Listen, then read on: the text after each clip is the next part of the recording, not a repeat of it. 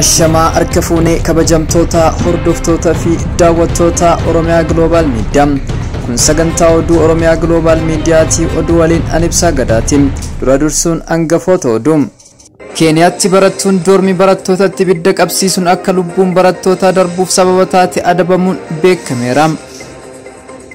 Namichi isiniif kadhadheen qormaata isin dabarsa jechuun barattootarraa hatee hidhaan adabamuun beekameera. Loltoota Raashiyaa ittisuuf konkolaataawwan waraana Yuukireen magaalaa Kiyaav seenuun beekameera.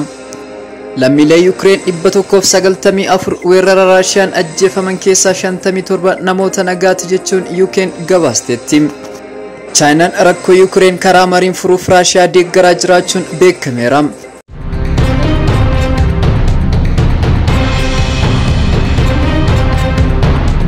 kabajamtoota hordoftoota fi daawwattoota Oromiyaa Global Media chaanaalii keenya subscribe gochuun odeeffannoo waayitaawwan akka isin bira ga'u gochuu dandeettu. Amma oduu bal'inaan Keeniyaatti barattuun doormi barattootatti ibidda qabsiisuun akka lubbuun barattootaa darbuuf sababa taate adabamuun beekameera. Barattuun lammii Keeniyaa magaalaa guddoo biyyattii Naayiroobiitti balaa ibiddaa doormi barattootatti qabuun lubbuu barattoota 10 dabarsite akka hidhaa waggaa 5 adabamtu ta'uun beekameera. Shamarreen ganna 18 mana barnootaa beekamaa Mooyii jedhamutti wayita umriin ishee ganna 14 ture. Bara 2017 keessa balaa ibiddaa kan qaqqabsiifte. Maatiin barattoota balaa ibiddaa sanaan du'anii adabbiin kun xiqqaate jechuun himataniiru. Murtoo haqaa argachuun gammadaniiru. Balaa ibiddaa yeroo sanatti mudatee lammiilee biyyattii naasisuun alatti nageenya barattoota doormii tursiifamanii baratanii irratti yaaddoome ture. Balaan ibiddaa kun barattoonni rakkoon nyaataa mormuuf yookiin ammoo haala barsiisan isaanii keessummeessuu mormuuf manneen barnoota Keeniyaa keessatti dhiyoo qaqqabsiisan keessaa isa hunda caalaa hamaadha. Barattuun kun muddee bara 2021 lubbuu namaa dabarsiteetti jedhamtee balleessaa otoo itti hin muramin dura manni murtii bilisaan geggeessee ture. Abbaan murtii barattuun kun barattoota waliin mana barnootaa tokkotti barattuu ajjeesuuf yaaddee ibidda hin qabsiifne. Mana barnootaa biraatti jijjiiraa argachuuf waan barbaadduuf ture jechuun falmee ture. Shamarreen kun hiriyoota ishee muraasa balaa ibiddaa sanarraa baraaruuf yaaluun ishee tarkaanfii adabbii salphisuuf itti lakkaa'ameef. Mucaa durbaa isaanii tokko balaa ibidda sanaan kan dhaban keessaa adde Maariyaan Miwengi duutii intala kootii jireenya koo geeddareera jechuun himaniiru. Intalli koo wayita lubbuun ishee darbu umrii ishee ganna 14 ture. Obbolaa fi maatii keenya maratu ishee dhaabe jechuun dubbataniiru. Yeroo hedduu barattoota mana barnootaa isaaniitti ibidda qabsiisan ni himatamu. Garuu barattuun kun kanneen adabaman muraasa keessaa tokkodha. Balaa ibiddaa akkasiitti mudatu manneen barnootaa akka cufamaniif ka'umsa ta'aa jira. Namichi isiniif kadhadheen qormaata isin dabarsa jechuun barattootarraa hate hidhaan adabamuun beekameera. Godina Shawaa Lixaa Aanaa Iluu Galaanitti namichi maqaan isaa Dajanee Ittaafaa jedhamu barattoota kutaa 11ffaa fi 12ffaa baratan waaqan isin kadhadhe akka qorumsa darbitan isin godha jechuun erga guyyoomsee booda hanna raawwateen hidhaan adabameera. Guraandhala tokko bara 2014 mana barnootaa kireeffatanii jiraatan deemuudhaan waaqa isinii kadhadha jechuun iddoo ijoolleen kun moobaayilii fi birrii isaanii kaa'atanii erga adda baaseen booda hojii hannaa kana raawwate. Mana murtii Aanaa Iluu Galaanitti Atalangaa Adde Qasital Taaddasam ijoollee barattoota kana guyyoomsuudhaan moobaayilii 5 fi birrii 550 erga jalaa hatee booda miliqe jechuun ibsaniiru. Booda eeruu fi hordoffii poolisiin taasiseen guyyaa sana to'annoo jala oole jechuun Adde Qasital himaniiru. Manni murtii Aanaa Iluu Galaan shakkamaa kanarratti himata hannaa raawwachuu banuudhaan himatamaan kunis himata irratti dhiyaate kana dhaddacha banaa irratti amansiisuun himaniiru.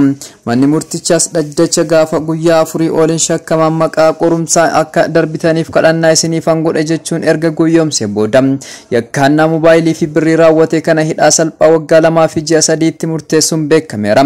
Qabeenya hatamee ture harkaa fi harkatti waan qabameefis barattoota jalaa hatameef akka deebi'u manni murtii ajaja dabarsuun himameera. Loltoota Raashiyaa ittisuuf konkolaataawwan waraanaa Yuukireen magaalaa Kiyiev seenaniiru. Loltoota Raashiyaa Kiyiev seenurraa ittisuuf konkolaataawwan waraanaa Yuukireen magaalaa guddoo biyyattii Kiyiev galaa jira jechuun ministeerri dhimma biyya keessaa Yuukireen ibsaniiru. Kantiibaan magaalaa Yuukireen Viitaalii Chiikookoo akka jedhanitti magaalattiin ganamarraa kaastee gara ofirraa ittisuutti seenteetti. Mootummaan ammoo uummanni Kiyiev loltoota Raashiyaa dura dhaabbachuudhaaf waan danda'an hunda akka godhaniif waamicha taasisaa jiru. Mootummaan uummanni boombii harkaa alkoolii fi bobaa qaruuratti naquun tolfamu mooltaaf koochaak jedhamu tolfachuun irraa kaasee meeshaa akka fudhatanii dura dhaabbatan gaafachaa jira. Hanga ammaattis jiraattota magaalaa Kiyev fedhii qabaniif kilaashiin 18,000 kennamuun beekameera. Ministeerri ittisaa fi ministeerri dhimma biyya keessaa jiraattonni magaalaa Kiyev sochii loltoota kamiyyuu argan akka beeksisan meeshaa dhuka'u mooltoovaa kootis jedhamu akka hojjetanii fi diina itti dhufe akka ofirraa deebisaniif gaafachaa jiru.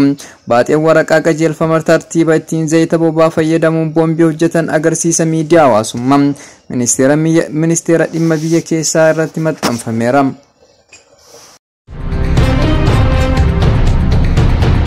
Lammiilee Yuukireen 194 weerara Raashiyaan ajjeefaman keessaa 57 namoota UK ta'uun beekameera. Ministeerri waraanaa UK James Heppii miseensota paarlaamaatti akka himanitti weerarri Vladimir Putin kaleessa erga jalqabe asitti loltoota Raashiyaa 450 fi lammiilee Yuukireen 194 kan du'an yoo ta'u namoota ajjeefaman keessaa 57 namoota nagaatti jechuun ibsaneera. Dhaabbata biyyoota gamtoomanitti kaawunsiliin mirga namoomaa ammoo har'a ganama namoonni nagaa 25 du'uu ibsee jira. Lakkoofsi namoota nagaa du'anii kana caalu mala. James Heppii loltoota UK biyya miseensa NATO Estooniyaatti yeroo karoorfame dursuun akka ergan beeksisaniiru. Walumaa galatti loltoonni UK 1,000 ta'an biyyoota ollaa Yuukireen akkaataa qabiinsa qabattoota irratti tumsaa jira jechuun ibsee jira.